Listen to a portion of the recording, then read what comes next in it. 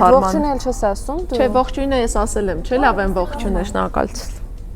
Ողջույն Ashley Home Store-ի սիրելի հետևորդներ։ Ուրախ ենք ողջունել ձեզ նոր ձևաչափով։ Այսուհետ ինտերիեր դիզայնի նոր միտումների, մեր նորույթների եւ հետագա պրոյեկտների մասին խոսելու ենք Ashley podcast-ի եթերում։ Հունվարին Ashley Home Store-ի 81-ի նվիրված միջոցառման ընթացքում մեկնարկը տվեցինք Ashley for Art նոր միջազգային նախագծին, որի նպատակն է արվեստը բերել առօրյա, դարձնել ինտերիերի առօրյա կյանքի մի մասը։ Ashley for Art նախագծի շրջանակներում մարտի 1-ից 31-ը Արցախյան մասնաճյուղում ներկայացված կլինեն նկարչուհի եւ ֆլեյտահար Լիլիթ Մանարյանի աշխատանքները։ Վերջակետ։ Մեր ոդքասթի առաջին հյուրն է։ Շնորհակալություն Լիլիթ մեր հրավերը ընդունելու համար եւ մեզ միանալուն։ Շնորհակալ եմ վստահության համար։ Լիլիթ, ինչ կարծիք ունեք Ashley for Art նախագծի մասին, արդյոք դուք էլ կիսում եք մեր այդ տեսակետը, որ արվեստը պետք է առօրյայի մաս դառնա, թե այնուամենայնիվ պետք է անհասանելի ինչ-որ տիրույթում մնա։ Ոյ, գիտեք, Մարիամ ջան, այն որ արվեստը պիտի անհասանելի ինչ-որ տիրույթներում լինի, այնքան վատ իմաստով սնոբական, ես կասեի, ու ինչ-որ ձևական արտահայտությունը, որ շատ մարդիկ փորձում են այդպես շարժվել, եւ նկարիչներ, եւ արվեստի սիրահարներ, իրենց թվում է, որ եթե հանկարծ ինչ-որ երկրային մի բանի հետ արվեստը կպավ, հանկարծ կաֆեում կախված եղավ, ուրիշտեղ վերջ, իրանք ուրեմն մի բան սխալ են անում, այնինչ իսկապես ճիշտ հակառակն է ամեն ինչ։ Առանց արվեստ ես հավատում եմ, որ չկա եւ առօրյա կյանք, դեռ չէ որ ինտերիերի դիզայնը, սպասքի դիզայնը, ամեն ինչ ինչ որ մեզ շրջապատում, ինչ որ մեզ դուր է գալիս, դա էլ է արվեստ։ Պարզապես լավ պլանավորված ճարտարապետական լուծումը բնակարանի դա էլ է արվեստ։ Ոնց ենք մենք կարող ապրել առանց արվեստի։ Արվեստը գեղեցիկ դասավորված կյանքն է։ Եվ ինչու ավելի մեծ քանակությամբ ու մեծ որակով այն չներառել մեր կյանք։ Հրաշալի։ Լիլիթ ջան, որ նշեցիք ինտերիերը, իսկ ինչքանով է կարևորում նկարների առկայությունը ինտերիերում։ Գիտեք, այս հարցը խորապես ինդիվիդուալ է, ըստ իս, կոնկրետ նկարների հետ կապված։ Ինչպես ասացի, ճաշակով մարդը ինքը նույնիսկ առանց կրթություն հավատացած եմ կարող է իրեն գեղեցիկ շրջապատ ստեղծել իր համար, իր տանը, բնակարանում։ Ես ինքս նկարիչ որպես սիրում եմ նկարներ եւ ինձ համար կոնկրետ ինձ համար տունն առանց նկարի նույնն է ինչ տունը առանց գրքերի։ Չգիտեմ ինչ կպատկերացնեք դրա տակ կորելացիան ինձ համար շատ ուղիղ է, էլի, որտեղ կա գրականություն, այդ ուրեմն կա արվեստ ու մարդ երևի կսիրի էլի իրեն նկարներով շրջապատել։ Եթե նկար չկա, ըստիս մի տեսակ որփուկ տպավորություն է թողնում իրականում տունը։ Եվ մի քիչ առաջ հիշում եք ձեր հետ խոսում ենք, որ կան մարդիկ, ովքեր վարձով են օրինակ բնակվում ու խուսափում են նույնիսկ նկար կախել մի հատ, ասում են դե մեկը ժամանակավոր ենք այստեղ ապրում, ինչ իմաստ կա, պատերը ծանրաբեռնել, բայց դու այստեղ ապրում ես կես տարի, մի տարի, 2 տարի, քո շունչն է կրելու այդ բնակարանը, քեզ լիցքեր ա տալու, քեզ ուժ ա տալու, որ դու առավոտյան զարթնես, գործերը տանես, ինչու ոչ, ինչու ամեն օրը գեղեցիկ չդարձնել։ Լիլիթ, իսկ ինչ եք կարծում, վատ ինտերիերը կամ սխալ ինտերիերը կարող է խեղդել նկարը։ Նկարին շրջապատող տարածքը ինչքանով է կարևոր նկարի տեսքի առումով էլ ինտերիերում։ Ես կարծում եմ հակառակը, սխալ ընտրված նկարը կարող է ձեր ինտերիերը սպանել։ Ես ավելի շատ այդ մենք ինտերիերին ենք կարևորությունը տալիս, գիտեք ինչու։ Իհարկե կարևոր է։ Գիտեք ինչի նման է, ըստ Մարիամ ջան, օրինակ եթե դու ունես, չէ, եթե օրինակ բանես կմոնտաժեք։ Նա գեղեցիկ մարդ է։ Եթե ինքը ընկնի սխալ շրջապատ, ասենք իր ֆիզիկական կամ ներքին արժանինքները նենց չի իրանք տուժելու են դրանից։ Դեռ մի բան էլ կարող է մյուսներն էլ մի բան սովորեն, հասկանում եք, դրա համար ես հավատում եմ, որ նույնիսկ ոչ այդքան հաջողված, բնակարան իր լուծումներով, իր գույներով մի հատ նորմալ նկարով կարելի է տեսքի բերել իրականում։ Եվ հակառակը, եթե դու շատ սիրուն դասավորել ես ամեն ինչ, եթե մի հատ անճաշակ նկար դնես, մտնողը միանգամից մի քիչ վատ տպավորություն դեր էլի կստանա։ Դա լավ չասենք վատ լավ նկար, սուբյեկտիվ բաներ են, չսազող, ասենց բան անես, կարող է ինտերիերը սպանես, իսկ լավ նկարը շատ դժվար է սպանել։ Գիտեք ինչ, օրինակ շատ տարածված է ինտերիեր դիզայնում, որ հենց ինտերիերային նկարներ են, ոչ արվեստի գործեր, չգիտեմ, տպագիր նկարներ են բնական շրջանակներով փայտից եւ վերջում ինչ որ ուղակի վրցնով կամ ինչ որ այլ ձևով մշակված։ Դուք ո՞նց եք վերաբերում այդ նկարներին։ Արդյոք կարևորում եք հենց ստեղծագործողի աշխատանքները, որ ներկայացված են լինում, թե ամեն դեպքում նաև կարևոր է ինտերիերային նկարների առկայությունը։ Տեսեք ինտերիերային նկարներ, որոնք որ ավելի մատչելի են, որոնք ընդհանրապես տպագրություն են վրան վրցնով նկարած, դե դա նույնն է, ինչ օրինակ կերամիկական բաժակը ու թղթի բաժակը։ Ինձ համար շահմատությունները շատ եմ անում, բայց կուզենաս դու ամեն օր թղթի բաժակից խմել, օրինակ քո երեխաների ամուսնու հետ, թե կուզենաս նորմալ բաժակ լինի։ Թվում է հարցը պատասխանը միանշանակ է։ Սպառիչ էր, այո։ Իսկ ո՞րն է ձեր նախընտրած ինտերիերային ոճը։ Հասմիկ ջան, ես մի քանի ոճեր եմ նախընտրում, հետագայում էլ բնակարանս օրինակ վերանորոգելիս ես դեռ մտածում եմ, որ մեկը կանեմ, շատ հակված եմ ու հավանում եմ օրինակ նյույորքյան 80-ական թվականների ինտերիերները, գիտես, լուսամփոփ, գրքեր, մեծ տարածք, բնակարան ստուդիա։ Իմ բնույթով իմ աշխատանքի բերումով շատ հարմար կահույքը, վստահ։ Սիրում եմ միանշանակ։ Միայն մի բան, ես այսպիսի նեյտրալ, բեժ, սպիտակ գույներին ես սիրում եմ իհարկե ավելացնել գունավոր ակցենտեր։ Օրինակ ես շատ սիրում եմ գունավոր պատեր։ Կարող է լինի կահույքը օրինակ նեյտրալ գույնի, պատը օրինակ պաստելային կամ վարդագույն լինի։ Կարող է շախմատային հատակ լինի, ինչ որ մի հատ վառ գույնի պատ, իր վրա նկարներ։ Իսկ օրինակ վառ գույնի պատի վրա ինչպիսի նկարներ եք պատկերացնում։ Ցանկացած։ Էլի վառ։ Այո։ Նույնիսկ իմ նկարները կամապատասխան են, ամեն այնքան շատ են այդ լուծումները։ Էլի եմ ասում, ցանկացած բնակարան, որը քո ձեռքը ընկել է, թեկուզ հենց այն վերանորոգման, որ դու ուզում ես փոխել, բայց չես կարող, դու կարող ես արվեստի գործերով լավ լուծում տալ, էլի դրան։ Իսկ օրինակ պատկերացնում եք ձեր բնակարանի պատերը ոչ միայն ձեր նկարներով։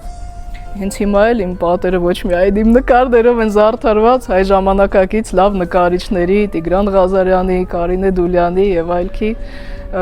Խոջոյանի, Արմեն եւ շատ հպարտանում եմ իմ ընկեր նկարիչներով եւ սիրով իրենց նկարներով իմ տները զարդարում եմ իհարկե տները չէ տունը շատ ուժեղ Գիտեք խոսքը շատ մեծ ուժի է այնպես որ Լիլիթ ձեր մյուս տները կահավորելու հարցում մեզ այս արդեն բաներ էլի հոգեբանականներ շնչեցի ես ինքս Լիլիթ իսկ կա թեմա որից օրինակ գիտակցաբար խուսափում եք ձեր ստեղծագործություններում ինչ որ տաբու թեմաներ կան ձեզ համար երկար պատասխանեք ուզում թե կարճ անկեղծ պատասխան ենք ուզում ոչ չկա անկեղծ պատասխանը եւ կարճ ոչ ավելի ընդլայնված է դեռևս չի եղել այնպիսի թեմա որին ես խորշեմ մոտենալ նույնիսկ եթե դա լիներ պատվեր եթե դա լիներ առաջարկ օրինակ նկարիչներով մենք ունեցել ենք սուր հասարակական թեմաներով բադայի մասնակիցներով ու Drink and Draw-ի մեր այն ժամանակվա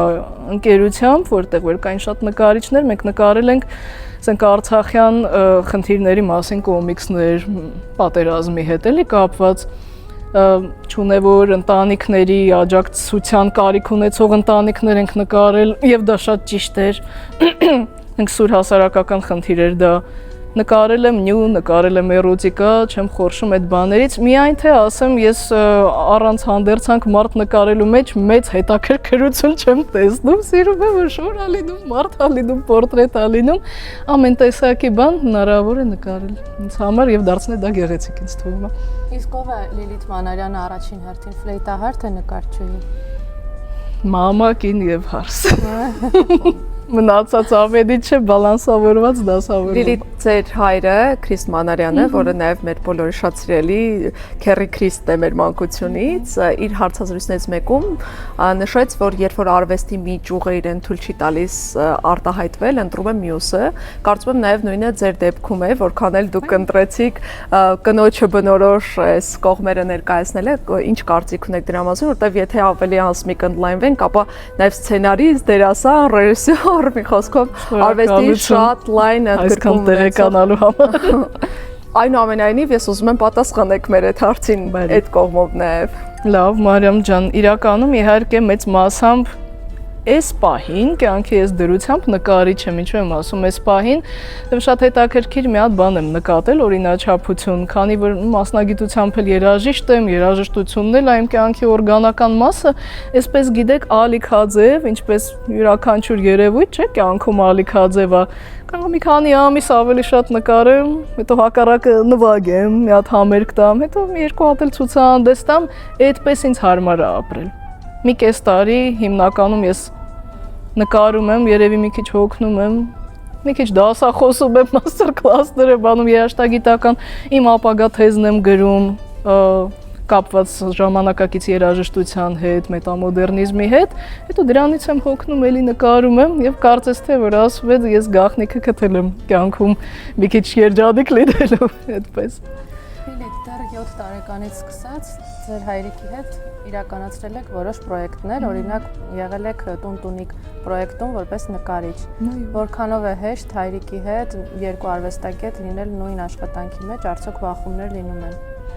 Շատ հեշտ է Հասմիկ ջան ու իրականում ինչքան մեծանում ենք, այնքան ավելի է հեշտանում։ Բախումները լինում են այն տրադիցիոն բախման տարիքում։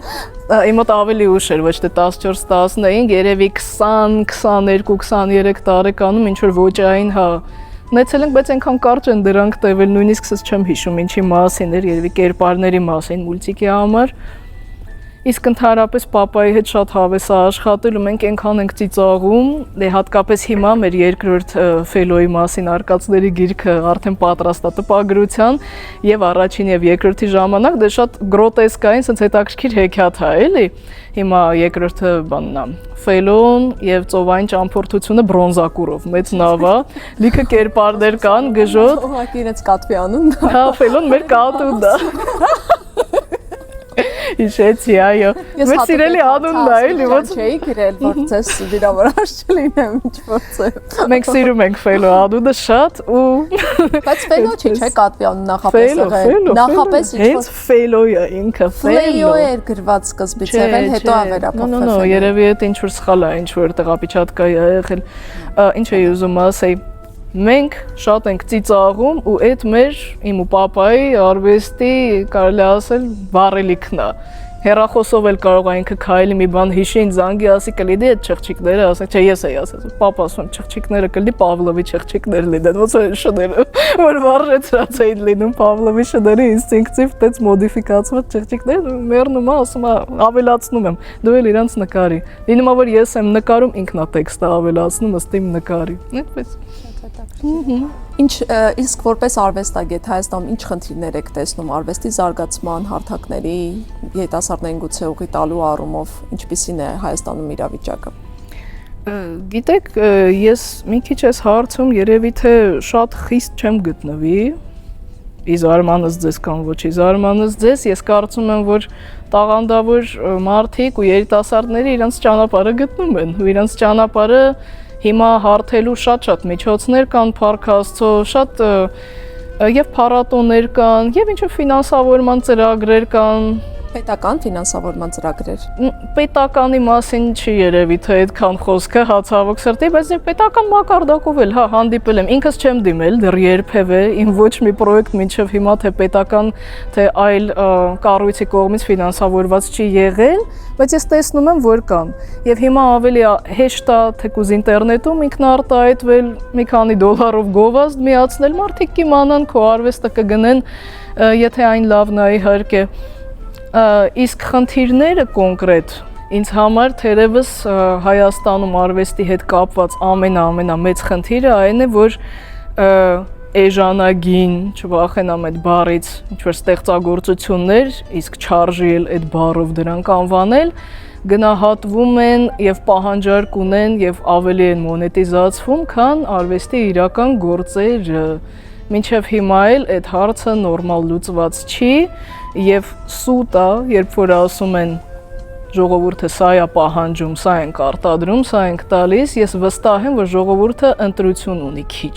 Եթե գովազդվի որակով արվեստը, մակարդակով պետք է գովազդվի։ բոլոր մակարդակներով, այսինքն Նկատի ունեմ պետական մակարդակով, որ ինչ եք կարծում, դա չէ որ իր մեջ գրաքննություն է պարունակում, չէ, եթե պետքա զտել որը ցույց տալ, որը չէ, այս դեպքում էլ գրաքննություն։ Խոսքը դրա մասին չէ, առհասարակ իհարկե Մարիամ ջան, խոսքը ես երբեք կողմ չեմ նրա, որ տաբու դրվի ինչ որ բաների վրա, որ այս ինչ բանը չլսեք, սա ռաբիզ է, այս ինչ բանը չնայեք, սա անճաշակ է, այդպիսով հարցեր չեն լուծվում, դա բռնապետություն է։ Դու ուղղակի պիտի կարողանաս ալտերնատիվաներ շատ անես, եւ եթե մենք հիմա անընդհատ ասենք պետական մակարդակով դերված չի, դա էլ մեզ ոչ մի տեղ չի բերի։ Պարզապես ամեն մեկը իր տեղում, եթե փորձի իր գործը հնարավորինս լավ անել, հավատացած եմ դրանում, մենակ դու հերոստանգերության տնօրեն ես։ Եթե դու ստիպված ես ինչ-ինչ առումներով, քեզ օրինակ պրոդյուսերը ասելա պիտի լինի ասենց հաղորդում, հա, օրինակ ռեստորանային երգերի օրինակ, դու լավ կլինի դրա հակակշիռ մի ուրիշ բան էլ օրինակ ունենաս, կամ հակակշիռ դրա մի 4 հատ ուրիշ տիպի հաղորդում ունենաս, այս դե ովքեր են դրանով զբաղվում։ Դա է խնդիրը, եւ երկրորդ խնդիրը այնա, որ ուղղակի քիչ ուշադրությունը արվեստին առհասարակ դարձվում, որովհետև հիմնա արվեստի community այդ մարդիկ հիմնականում իրանք իրար են օգնում, իրար են գովազդում, ով իմացավ, էլի գնում են իրար ցուցահանդեսների, դա էլ այդքան նորմալ չի։ Ամեն կառույց ինքը պիտի դրա մասին հոգ տանի, եւ ինստիտուտները, եւ բուհերը, եւ համերգասրահները պիտի հասկանան, որ դա իսկապես ցիվիլ քաղաքակիրթ կյանքի անբաժան մասն է, արվեստի կյանքը։ Լիլիթ, մենք ձեզ համար նաև բլից հարցեր ենք պատրաստել, Հասմիկ դուք կկարդաք բլից հարցերը։ Լիլիթ, մոխ թե դմբլդող։ Մոխ։ Գիշեր թե առավոտ։ Առավոտ։ Լռություն թե երաժշտություն։ Լռություն։ Երաժշտություն թե նկարչություն։ Չեմ կարող այդ հարցին պատասխանել։ Հիմա նկարչություն։ Նկարել տանը թե արվեստանոցում։ Դեք դες տպավորությունա, որ ես երաժիշտը զզվում եմ երաժշտությունից, էլի այդպես ստաց։ Այս պրոյեկտի շրջանակներում շատ եմ սիրում կներեք։ Հիմա նկարում եմ ուղղակի։ Տանը թե արվեստանոցում նկարել։ Կատարյալ տարբերակ արվեստանոցում։ Վաճառել թե պահել։ Ում համար եք պահում վաճառել։ Սև սպիտակ թե գույն։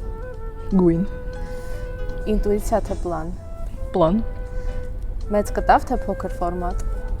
Փոքր ֆորմատ։ Քննադատություն թե լռություն։ Լռություն։ Լիլիթ, կատու թե շուն։ Երկուսն էլ։ Բաֆելոն։ Բալենոգրաֆիան ամբողջ ցուցահանդես ունեք կատվին նվիրված, չէ՞։ Չէ, ես շատ եմ սիրում շունել, կատուել բոլոր կենդանիներին։ Այս պայ դրությամբ կատու։ Ամեն դեպքում մենք կատու, հա, եկեք ընտրենք։ Լիլի ջան, մենք Ashley Home Story կողմից ձեզ ունենք մի փոքրիկ նվեր։ Հուսամ կհավանեք։ Շնորհակալություն։ Ձեր հուսով ենք ֆելոն չի խանդի։ Կարելի է հանել դա, էլի լավն է։ Ֆելոն եւ իր ընտրյալը։ Մերսի շատ ֆելոնը մոնան։ Երկրորդ գրքում արդեն աղջիկ կատու է միջայլոց հայտնվում։ Չէ՞ Մոնա անունը։ Հա, բա Մոնան էր, մեր նախորդ կատուն էր, Մոնան 20 տարի ապրեց, մեր կատու Մոնան։ Այդ մարդկային տարիքով Շնորհակալ եմ, այսպեսի սիմվոլիկ։ Հիշում եմ։ Ձեր դու չէի գալիս։ Աչքերս միշտ ուռում էին։ Շնորհակալ եմ սենց գեղեցիկ սիմվոլիկ դվերի համար, շատ սիրուն եմ։ Շնորհակալություն մեզ հետ լինելու համար, շնորհակալություն շարքը ձեր մեզ վստահելու եւ մեր ցուցասրահներում ներկայացնելու համար, իսկ մեր հետևորդներին հիշեցնում եմ, որ Մարտի 1-ից 31-ը Ashley for Art-ի շրջանակում Արցախի 23 կոտորակ 6 հասցեի մեր ցուցասրահում ներկայացված կլինեն նկարիչ ֆլեյտահար Լիլիթ Մանարյանի ստեղծագործությունները, այդ թվում նաև 12 ամիս Երևանում շարքը։ Լիլիթ ջան, իսկ ո՞նց եք վերաբերվում այս նախագծին Ashley for Art-ի։ Շատ ընդգծված դրական, երբևէ նման առաջարկ չէի ստացել կահույքի սրահում նկարներ տեղադրելու ու միանգամից այսպես իմ մտքում նկարվեց, որ սա բազմակողմանի շահավետ առաջարկա, որովհետև մի կողմից կահույքի սրահը ինքն է շունչ առնում, գունավորվում է, իր համար շատ ավելի տնային, այսպիսի շատ կոնֆի տպավորություն է ստանում իրական նկարված նկարներով, լավա կահույքի սրահի համար լավ է շատ ինձ համար, որ իմ նկարները եւս միտեղ ցուցադրված կլինեն, նոր դիտողներ ձեռք կբերեն, ինչու ոչ նոր գնորդներ, եթե հավանեն, եւ շատ շահեկան է նաեւ հենց գնորդների համար, ովքեր գալիս են կահույքի հետևից եւ կարող են պատկերացնել իրենց տանը հենց այսպիսի մարդկային շնչով դրանք ինչպես կդիտվեն, կարող են արդեն պատկերացնել, թե ինչ նկար կուզենային իր հետ, մի խոսքով շատ տարբերվող է դառնալու այս կահույքի սրահը նկարներով։ Շնորհակալ եմ այդ մտքի համար ու վստահ եմ, որ եւ քանդակագործների եւ նկարիչների հետ հետագայում շատ ընտիր համադրություններ դուք կստանաք։ Ուրախ ենք, որ հավանել եք այս նախագիծը։ Եվ շատ կարևորում ենք իհարկե ձեր կարծիքը։ Մերսի։